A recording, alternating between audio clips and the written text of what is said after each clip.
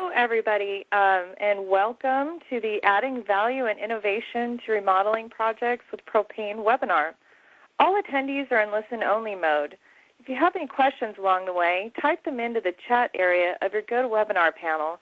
We will either answer as we go or address at the end.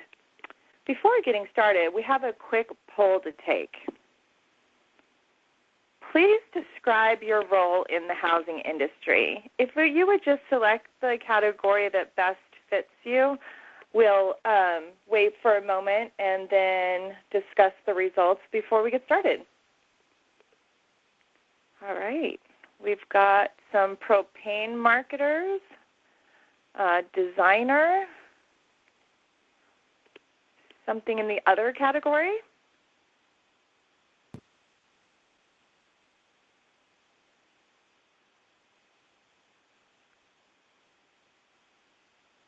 We have a few people still joining, and we'll wait for a few more answers. Looks like somebody joined the remodeler contractor category.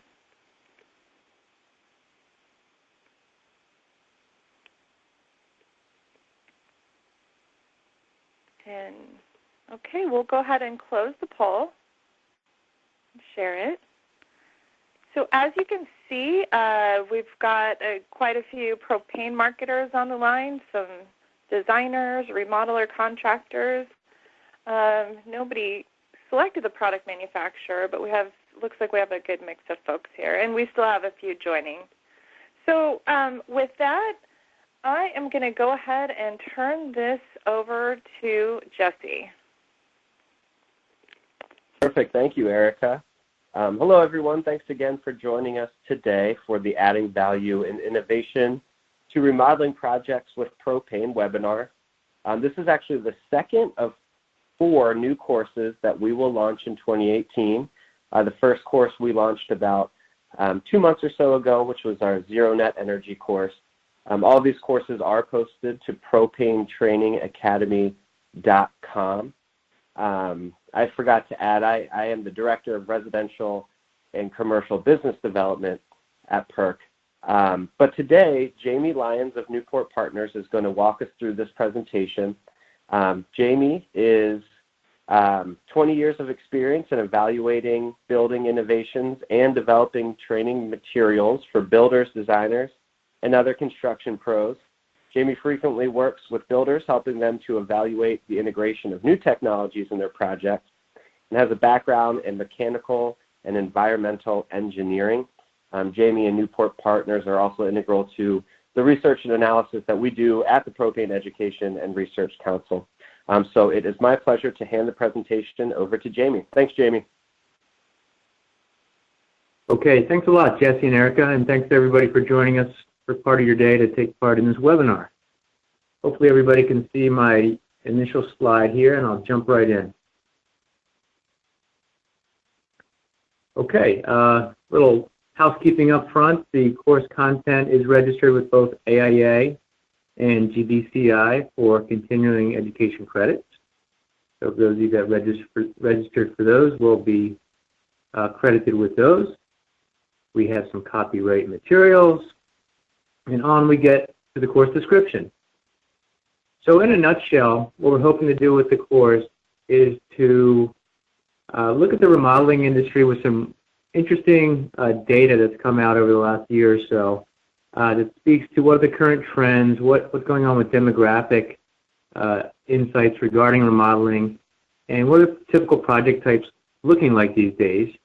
And from there, we'll sort of dovetail from that starting point into where can propane play in remodeling in ways where it can add value and innovation. So what do those openings and those applications look like?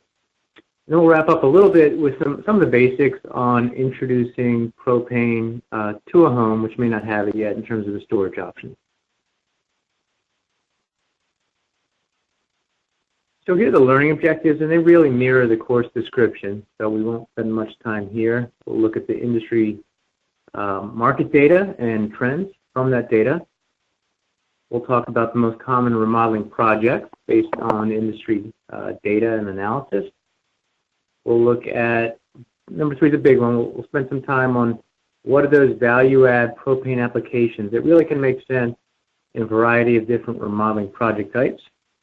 And then we'll talk about options for integrating propane storage into a house.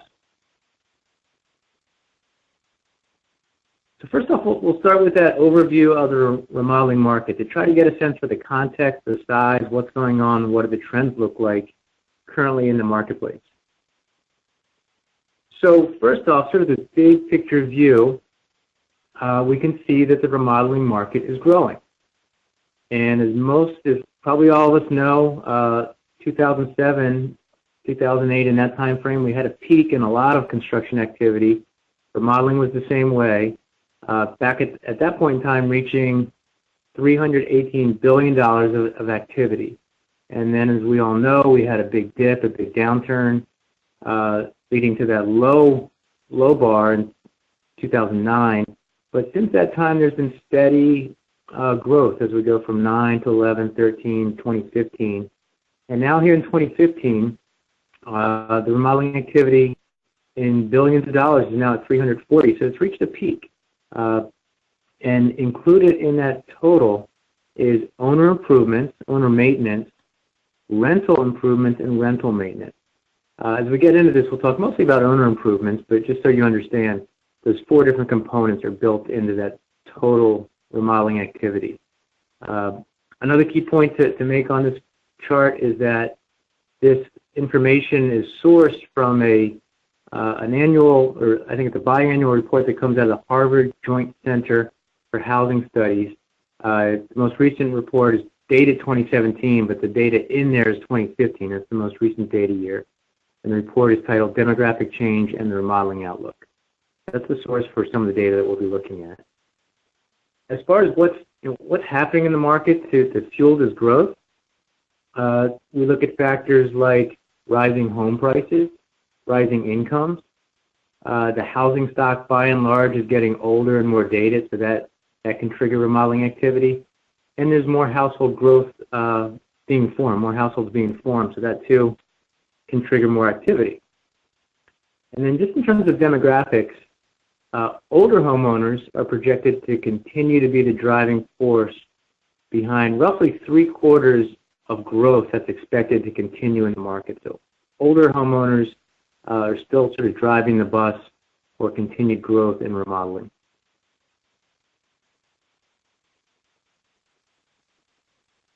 We can also break down what's going on in remodeling by a per owner spending metric. That's what we see here in the bar chart. And it's broken down by age groups.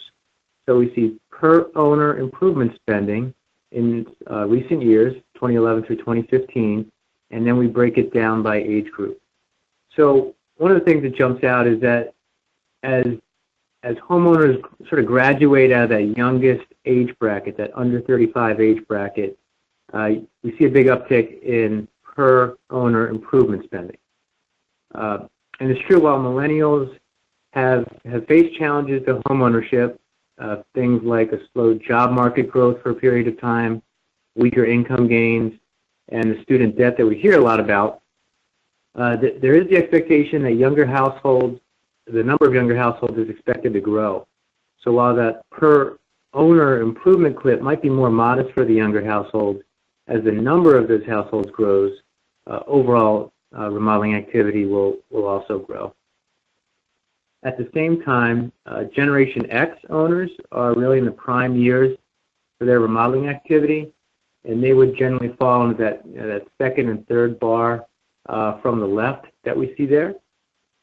And then as far as the baby boomers, as a group, they've led improvement spending really for the last 2 decades. And this influence is expected to continue, but the dynamics are a little more nuanced there. In one way, baby boomers will continue to fuel economic activity if they have a desire to age in place and stay in their current homes. That can trigger remodeling with an aging in place and accessibility focus.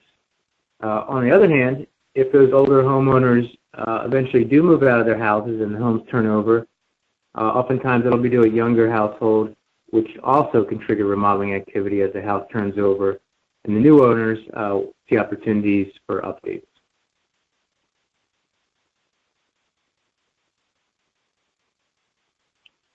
Next, we see that homeowner improvement spending is projected to grow. So here we see some historical data going back into the mid-90s. And then at the far right, we're projecting out what this study is projecting as of 2020 and 2025. And again, this data is drawn from the Harvard Joint Housing Center study that we mentioned a few minutes ago. So as we look forward, this home improvement spending is projected to grow at roughly 2% average annual growth over the next few years. The 2015 spending, the most recent year for which we have data, was about $220 billion. And as we look out to 2025, it's projected to grow to nearly $270, with roughly a half of that growth projected to come from greater per owner spending. So a given household, given owner, projected to spend more over the next 7-8 years. And if you're looking at these numbers that project $270 million, and the current year is at $220 billion, and you're thinking, well, we saw $340 billion on that earlier slide. It's worth noting that the data we see here is just a homeowner improvement segment of total economic activity for remodeling. So this is the major upgrades and the improvements that homeowners are making to their own houses. And then just a quick note about housing affordability. You know, again, this has been in the industry news for quite a while, and it's likely to remain a major problem, especially for younger homeowners. It does have sort of this interesting effect that it makes those older, outdated homes a bit more attractive in the marketplace because they can be had for a lower sales price. And again, as they turn over, there's some opportunity for remodeling activity to occur there too.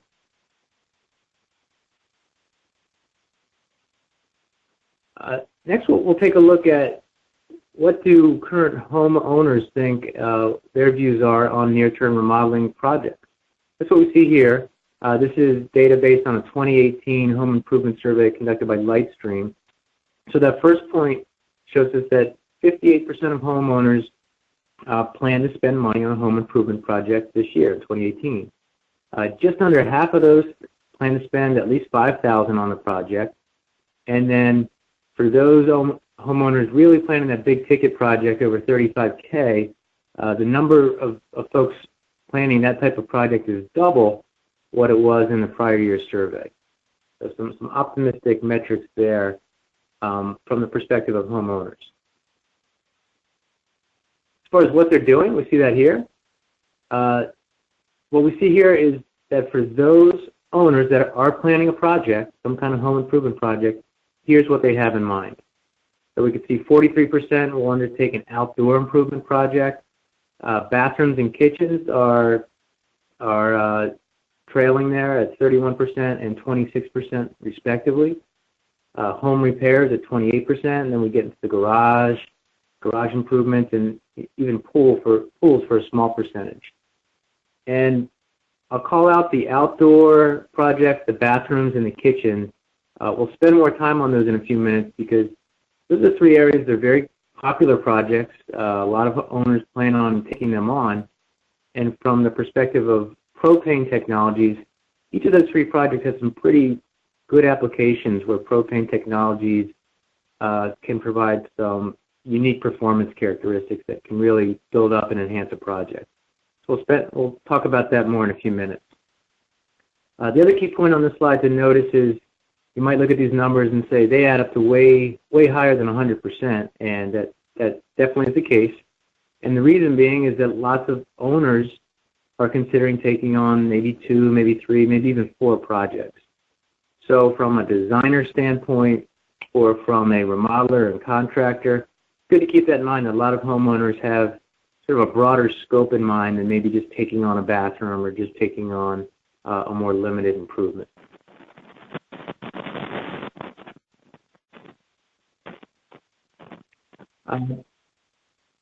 We've probably all heard about and talked about, what is the role of efficiency in a remodeling project? And I thought this quote was very powerful.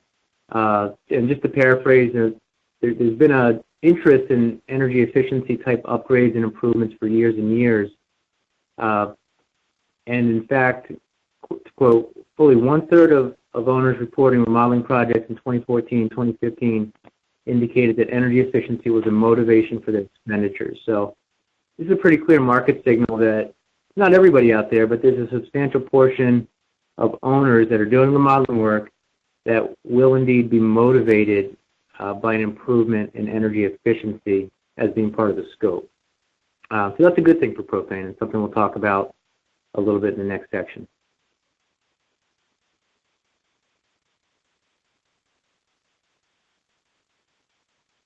Okay, so now we'll look at some of the applications that we talked about, what some of the specific project types, what they look like, what they entail, and what are the opportunities to potentially incorporate high-performance propane applications to really enhance a project. So we'll start with the outdoor living section. That was the most common project type that homeowners saw themselves doing currently. And as we see here, there's a lot to unpack in that project type. There's a lot of potential technologies and systems that could find their way into an outdoor living improvement. So, from the propane perspective, it can be used for really everything from the outdoor grill that many of us are familiar with, all the way up to a professional grade outdoor kitchen cooktop. Beyond that, there's patio warming technologies, there's lighting systems, there's the ability to heat pools and spas, and even the ability to reduce the insects in a backyard or keep it insect-free so people can enjoy it more. On top of that, propane really across most or all these applications is very, very portable, which can ease the design process and the process of installation as well.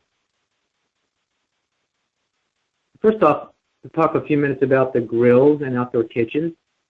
Obviously, grills are a really, really common and popular feature for outdoor living spaces. And there's a few reasons for this when we think about it. They're portable, they can provide a compact heat source, and they're really a nice complement to indoor cooking. As many of us are getting into the summer climate and the hot outdoor temperatures, the inside of the building can be warm, so it's a nice option to be able to keep that additional heat from the kitchen outside of the house if homeowners choose to cook some of the meals outdoors.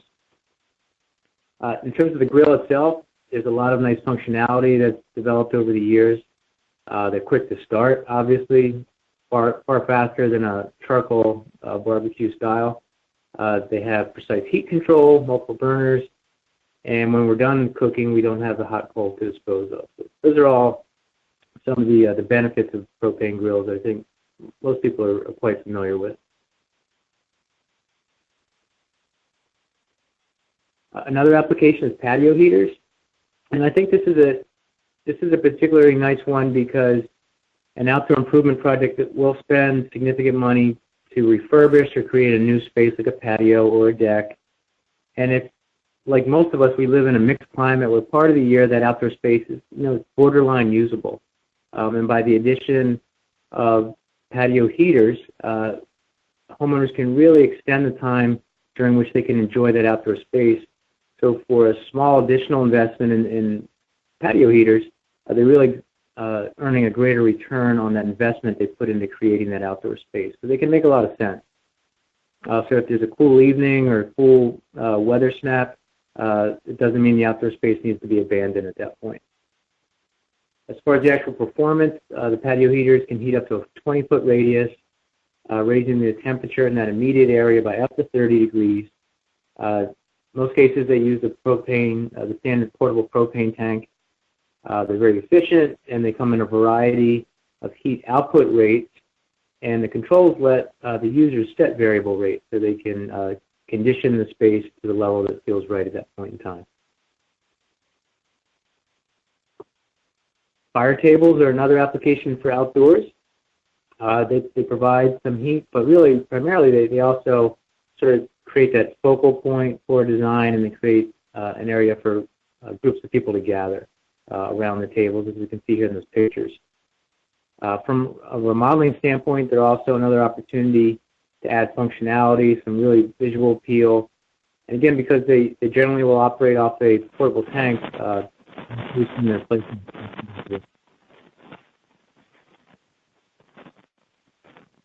Moving up the scale a bit, outdoor fireplaces are yet another option. where they can provide some heat and obviously a lot of visual appeal and ambience to an outdoor living space. They come in a wide variety of designs that can match whatever the theme is for a given project. And then they have very nice controls again with instant ignition and temperature control and different flame effects. So they're another option to really enhance an outdoor project. Gas lighting is another opportunity to enhance the hardscape of an outdoor project in a very unique way that's remarkably different from electric lighting. There's deck lights, there's path lights, there's outdoor lamps, which are all available, again, in a wide variety of designs, so there's a lot of flexibility there. And these lights may be powered by the portable tanks or tied in the home's main propane supply, so there's different options there. These lamps are odorless. And in terms of control, there's good flexibility there as well. They can be used on demand. They can be used on a timer control setting, or they can use solar activated controls, so they'll turn on when it gets dark out. So depending on just how the homeowner wants to have the lights operate, there's a variety of control schemes to achieve whatever their goals might look like.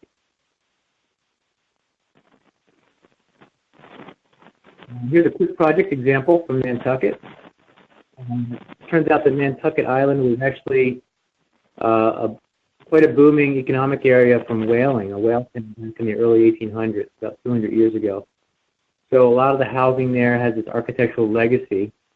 And in this remodeling project, they wanted to maintain the Victorian look and feel of the house, while at the same time really upgrading the interior to be much more luxurious.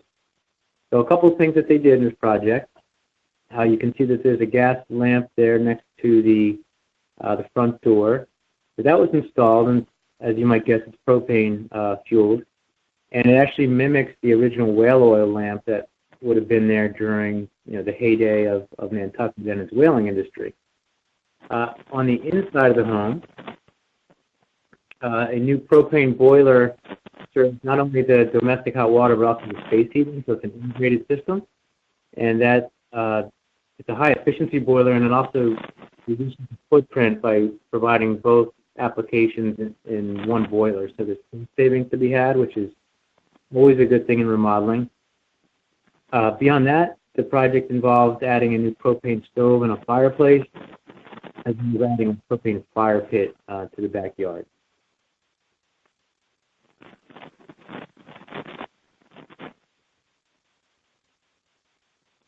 Pools and spas, when an outdoor project involves these, that's obviously a real focal point in the sort of the sense of an outdoor living space.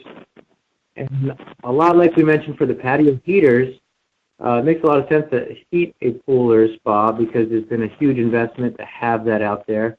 So why not extend the usable time when a homeowner can enjoy that pool? As far as propane pool heaters, they're cheaper to operate generally than electric and have a higher heating rate, so they can heat up water faster. And then, again, on the control side, there's a lot of flexibility there, so we don't have to run the heater full on all the time. It can be programmed with the thermostat, so the water is hot when we need it to be, but we're also maximizing the energy savings along the way. So some good solutions there. Insect control. For those of you who live in areas with mosquitoes, you can probably appreciate the value that homeowners might put on this technology. They've invested in an outdoor living space. They want to enjoy it. And at some point of the year, bugs can really compromise their ability to enjoy that space, especially mosquitoes.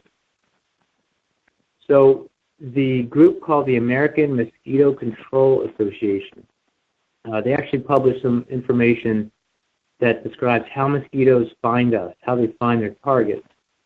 And really the main signals include sight, the heat emitted by warm bodies, and by chemical signals, which include carbon dioxide, CO2. So the way these mosquito eliminators operate is that they can protect up to an acre of land, and they do so by turning propane into carbon dioxide, heat, and moisture.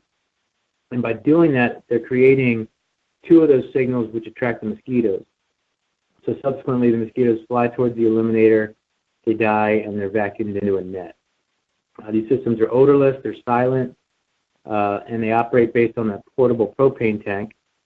So they can be situated all over an outdoor area, and they can be you can use a design that blends in with whatever the surrounding area looks like to minimize their appearance.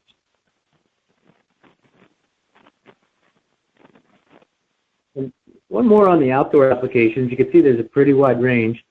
We're shifting gears now to cold climates, or climates that get some snow and ice, where it can make a lot of sense to at least have some of the hardscape areas, the walkways or driveways, have ice and snow melt.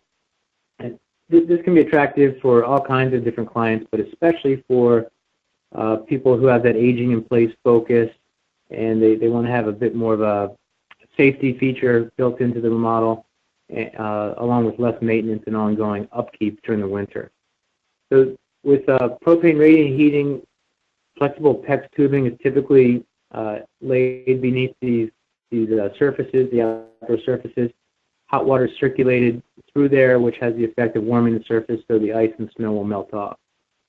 And on the control side, these systems have some really elegant controls available, so they're only going to fire the boiler or the water heater to circulate that hot water if indeed it's cold enough and if indeed there's some precipitation.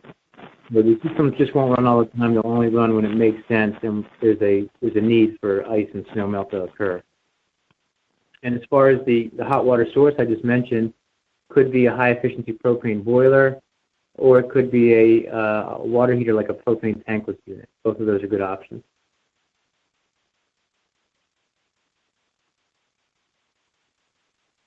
Okay, next we'll shift gears into the kitchen. You might recall we sort of highlighted the three big project types: outdoor applications, kitchen, and bathrooms, is really the project types where propane applications could really bring some value and enhance a project. So the next stop is the kitchen. So kitchen remodeling is again, one of the most common remodeling projects. In the survey we looked at earlier, over a quarter of homeowners were expecting to take on this project in the coming year. Not all projects are the same. We have minor projects based on this industry data, which make up the more common projects at 57%, with a typical price around $3,100. And as you might imagine, the major renovations in a kitchen are a bit less common, and they carry a higher price tag, right around $20,000. In both projects, though, there are likely some opportunities to really add value and enhance the project, possibly using propane equipment. And really, by and large, what that's going to look like in a kitchen project is the cooking equipment. Propane cooking equipment can be a really nice suggestion or an addition to a remodeling scope. And this is especially true when the homeowner either doesn't have natural gas, or natural gas is in the development, but perhaps it's expensive to tie the piping into the house. So those can appear as barriers to a homeowner being able to have gas cooking. There's often the perception that those barriers mean electric cooking, and there's an oversight or just a lack of familiarity with the ability to get gas cooking with propane equipment. So if a designer or remodeler can bring that to the table as a part of a project scope, that can often impress and possibly win over a homeowner. Once we do have gas or propane cooking, some of the benefits that most of us are probably familiar with is greater heat control levels. We can turn burners up, turn them down. You have the instant on ignition, so we can start cooking immediately, as well as instant off burners, which is a safety benefit, and then can also help prevent overcooking because we're not leaving cooking pots and pans on a hot burner even when we think it's off.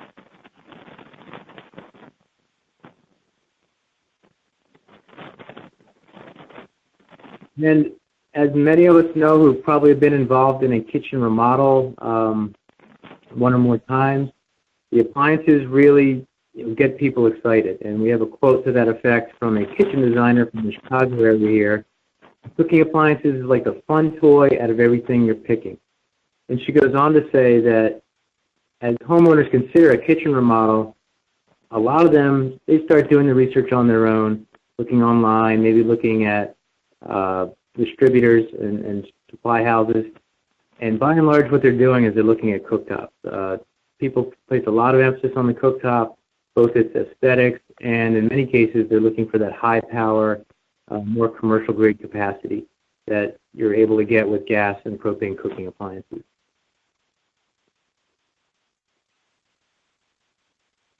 As far as finding out about the latest cooking appliances, like we said, many homeowners who are considering a remodel will look online. They can consider appliance showrooms. If they're fortunate enough to be working with a designer, a kitchen designer, they're obviously a really good source of product information and information about trending product categories that they might want to consider. And from the propane perspective, it's always sort of important to reinforce the notion that most and nearly all natural gas cooking equipment can be set up to run on propane. For people in the industry, that's an obvious thing. For those not in the industry, sometimes they miss that fact and they might think there's a real lack of propane-based cooking appliances available for their project. And just a quick little example we point out here, this is from a large online retailer, and as you run through different filters for ovens, for example, you can select those which are LP convertible. So it's just helpful to point the availability of propane cooking equipment out to homeowners, because oftentimes they might not quite get that, and they might think they have fewer options, and they really do. Another sort of perception to be aware of out there, I guess it's twofold here. We look at this quote, and this is from an online discussion board where a homeowner wants to add gas cooking, but they don't have gas in the house, and they have this vague understanding that, hey, perhaps I could hook up a kitchen range to something like the propane tank that outdoor grills use. They go on to say that gas ranges are 100 times more classy looking than electric, and they prefer the cooking properties of gas. So all that's good. We can see here that there is a sort of vague understanding of the ability to use propane. But what we don't show here is really equally important. Quite a few comments back to this post responded that, yeah, you can use propane, but watch out. It will cost you an arm and a leg to use propane-based cooking at your house. And I think that's a sort of a perception really to have some numbers in mind in case the topic comes up, or maybe even address them proactively. And what does it cost to cook with propane? It just so happens PERC has done a lot of energy modeling using industry-wide modeling software over the last several years. And so we look back at a study conducted a few years ago on a typically sized home, a 2,400 square foot home, with the standard efficiency propane cooktop and oven. And as you can see there in the highlight, the number of gallons used annually for cooking is really modest, 17 gallons. If we just estimate a typical price, maybe $250 per gallon, that would come out to roughly $40 a year as the cost to cook with propane.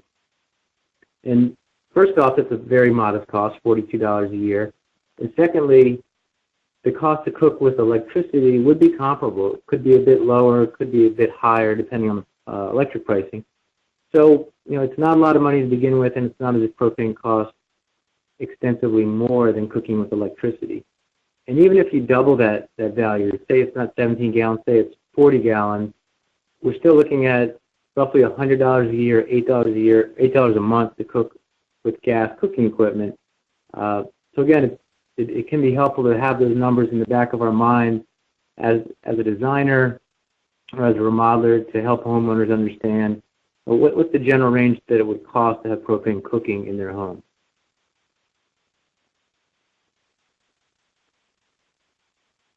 Moving on to the bathrooms.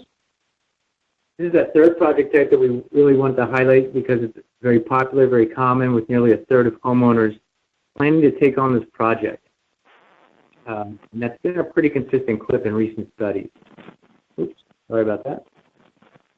So some of the main motivations, according to the National Association for the Remodeling Industry, or NARI, 2/3 of bathroom projects are really initiated because the bathroom is simply out of date. The homeowners want to update the old design. Other motivations, which are also pretty common, are small size and the desire to create some kind of like spa-like experience in the bathroom. And then that fourth motivation is also increasingly common, improving the bathroom accessibility. If you take a careful look, you can see that the tub in this particular picture is a walk-in tub with a closable door for accessibility.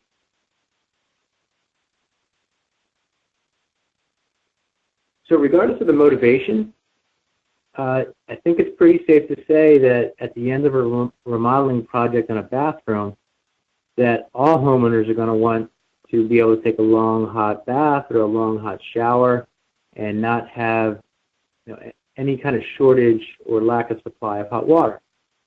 So this is sort of where the opening for looking at the hot water supply in the home comes into play. And there's a few triggers that would mean it's probably smart to consider the water heater in the project scope. First off, if it's an old system reaching the end of its useful life, it can make sense to proactively replace it on the homeowner's terms instead of waiting until it fails. Secondly, if the remodel bathroom is adding a lot of hot water demand, maybe it's a big soaker tub that wasn't there, maybe it's a multi-head shower that wasn't there before, that's an obvious trigger that we need to look harder at the hot water supply and make sure it's adequate. And then third, it really can pay to just check in with the homeowner even before the home is remodeled. Is there adequate hot water? Does it run out all the time? If that's the case, it's obviously important to address hot water as part of the remodeling scope so they don't invest in a new bathroom that still doesn't have enough hot water for them to enjoy it.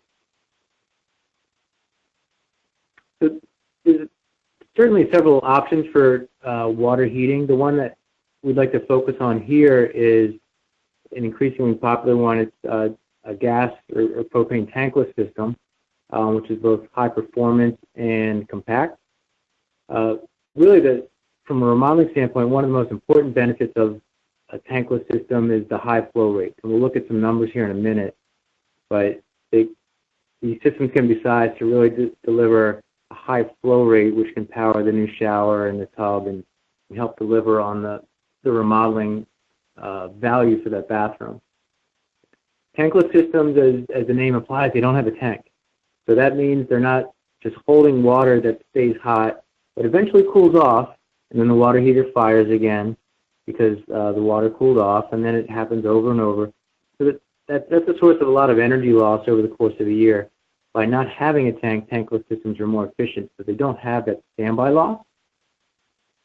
And then another pretty critical feature of the tankless is the small size.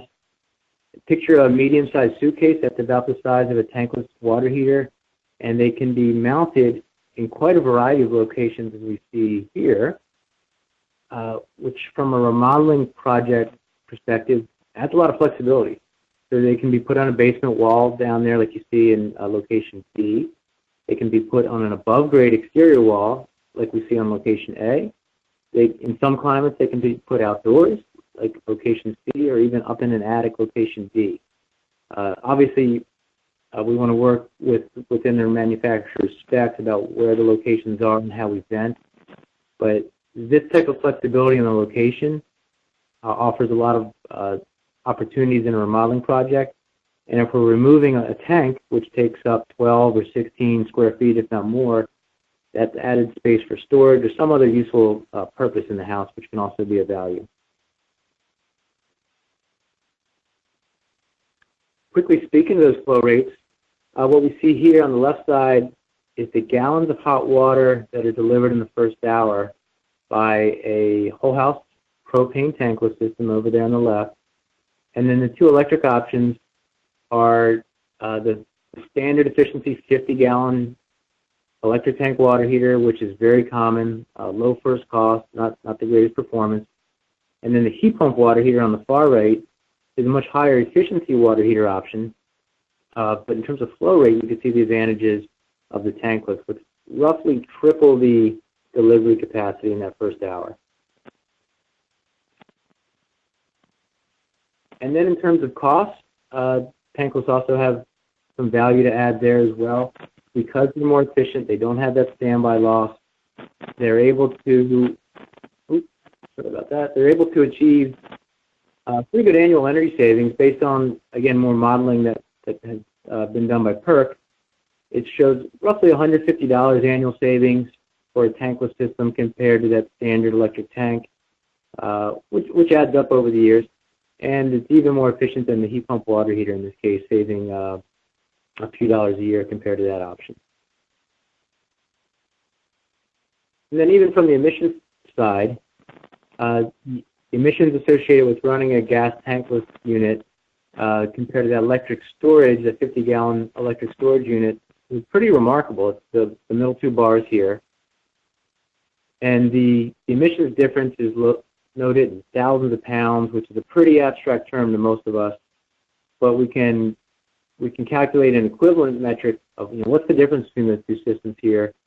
So over the 13-year life of both systems, the difference in CO2 emissions is like swapping out over 400 incandescent bulbs to high-efficiency CFLs or LEDs. So it just helps us wrap our minds around what's the difference in CO2 emissions really look like between using that standard electric tank or a high-performance propane tankless for the home.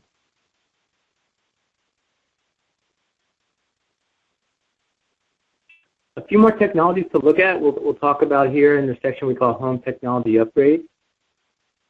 Fireplaces are, may not seem like a major innovation in the home, but if you consider a new gas or propane fireplace compared to a 10 or 20-year-old fireplace, if not older, there are actually some major differences. As this quote over here on the left side indicates from a homeowner, I believe in upstate New York, in this case, the propane fireplace added comfort. It can supplement the home's main heating system and be used as an auxiliary heating system, and it even provides heating during power outages. So these are all major benefits that are attainable by the use of a new or a converted propane fireplace in a house. In terms of comparing propane fireplaces to conventional wood burning, there's a whole lot of differences. Much greater fuel efficiency and heating capacity from the propane unit. Obviously, much better controls with remote controls for fast turn on, easy startup, easy turn off. Most propane fireplaces can be used in like a thermostat mode, so they operate almost like a furnace that you can see, and they operate based on achieving a certain temperature in that zone. We can vary the flame and the heat output, and obviously there's not all the setup and cleanup that you would have with wood. Another quick project example, a remodeling example here. This is a sort of a modern design home with really nice sight lines between the indoors and outdoors. And you can see there on the photo on the right, they selected a three-sided propane-based fireplace to sort of continue that theme of the open sight lines throughout the home and accents all that glazing that looks out on the exterior of the house. In addition, they added gas cooking as part of this project as well. Remodeling projects often involve a change to the laundry, possibly relocating the laundry or at a minimum swapping out the laundry appliances.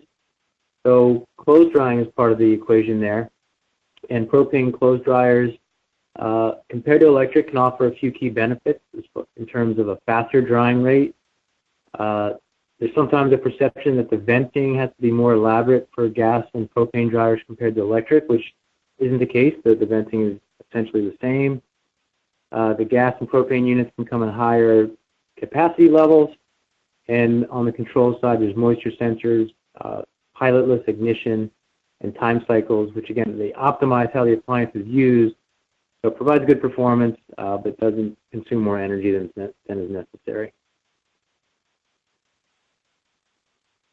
And here's a big ticket item, backup power.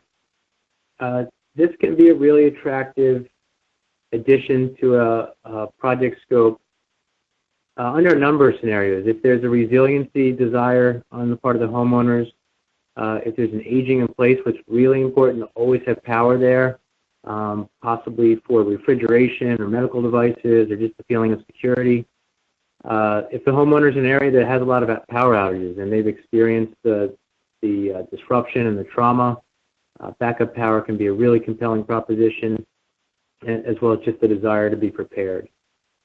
Some of the benefits of propane backup generators are automatic startup, so there's no need to manually start units. There's no need to plug in extension cords or anything like that.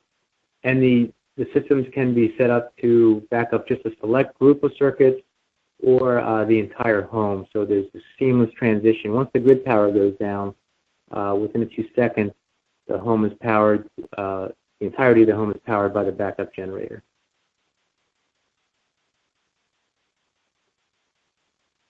And one more interesting application is solar hot water. This might be an option for remodeling with an efficiency focus and areas with a lot of solar resources. And solar hot water systems displace the electricity or the gas or the propane that would normally be needed to heat the water, and instead they rely on the solar energy to do the bulk of the water heating. In most cases, it's not enough on its own, though, so there's some form of backup.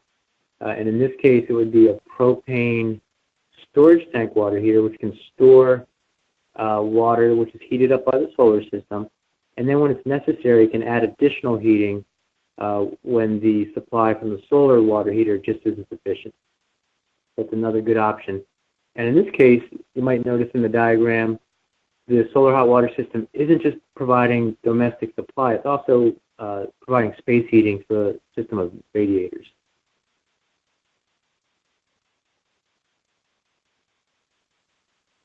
Okay.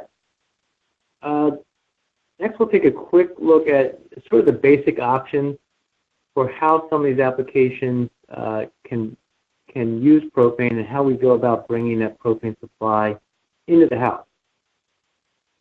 So I'm sure we all recognize this. This is the standard portable propane tank. It's often called the 20-pound tank. Very common for backyard grills. They're very portable, obviously, so they're a good fit for outdoor remodeling projects. We can locate them any distance from a home. And in addition to things like the grill, tanks like this are a natural fit to supply fire tables, radiant patio heaters, insect control systems, and some of the other outdoor applications that we looked at. Widely available from retailers on either an exchange basis or a refill basis. And they have a lot of really standardized, very reliable built-in technology like overfill protection that the industry has standardized over the years. And to keep track of the fill level, which is always important so we know how much propane is remaining, there's gauges that are available to add onto the tank. And there's even smart gauges now which provide a readout on your smartphone. So you can have remote access and you can get alerts, things like that, when it's coming time to get the tank filled. And of course, any kind of gauges that are installed should be done so according to the manufacturer's specs.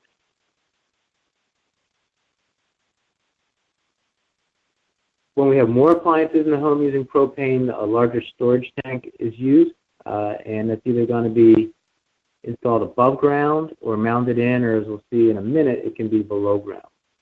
An above ground tank is typically lifted into place and it'll be supported on concrete piers or some other kind of approved foundation. They're typically painted the light color that we see here, which helps control heat and the inside pressure within the tank. Around the tank, there can be fencing or landscaping to improve the security and the aesthetics. If there's a desire to have a mounted tank, this could be sort of a compromise between the above-ground tank and the underground buried tank. In the case of a mounted tank, it's buried at a very shallow depth, and then it's covered with built-up soil around it from a raised mound. And then that mound is typically landscaped to help conceal the tank. And then that third option is the underground tank. They're a great solution when above-ground storage isn't practical or that's not desired. So there's minimal excavation cost, and what we're left with is, you see there in that bottom picture, just a small dome a few inches above the ground that's there for refilling the tank and testing. Underground provides a little added safety in the unlikely event of a fire or some other natural disaster. And if we're in a jurisdiction where heating oil is banned for underground use, underground propane storage can provide a competitive advantage in that scenario. So just a few other things to note here. If you want to dig a little bit further, get some complimentary info, we list a couple of resources here which might be worth noting. BuildWithPropane.com has a pretty broad spectrum of info on propane equipment and systems, and the content includes videos, interactive tools, and fact sheets on both residential and commercial systems. One item to point out that might be useful if you'd like to run numbers and look at comparisons is called the Energy Cost and Carbon Calculator. So this estimates the energy cost and the emissions and payback for a whole variety of space heating and water heating systems that run either on propane, heating oil, or electric. And you as the user can plug in your own electricity or your energy rates for the fuels. You can define the efficiency of the systems. You even can compare a couple systems against each other and look at them in terms of energy cost and simple payback if you want to enter the first cost. A lot of potential to use that calculator tool to answer a lot of different questions about system comparisons. NARI, we mentioned earlier, the National Association of the Remodeling Industry, has a lot of consumer-facing information, including a contractor locator tool for consumers considering remodeling projects. And then lastly, Propane Training Academy, Jesse mentioned it at the outset. It contains courses like this one and several dozen others. And Jesse mentioned there's 4 new ones being added this year. And if you'd like a deeper dive on the outdoor living applications we spoke about today, there's a course dedicated solely to that topic called Expanding Outdoor Living, in addition to a wide variety of other topics there.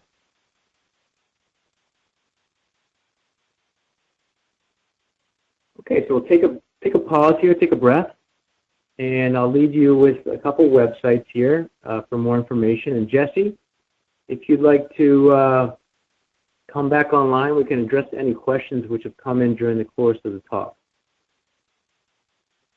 Thanks, Jamie. Great job. I don't see any questions that were answered, or excuse me, asked in the chat section. We can give everyone a moment more if they do have one in mind to go ahead and write that in there now. And if any questions are to arise after the presentation, please feel free to email me. Again, my name is Jesse Marcus. I can be emailed at Jesse, which is Jesse, period, Marcus, Marcus, at propane.com.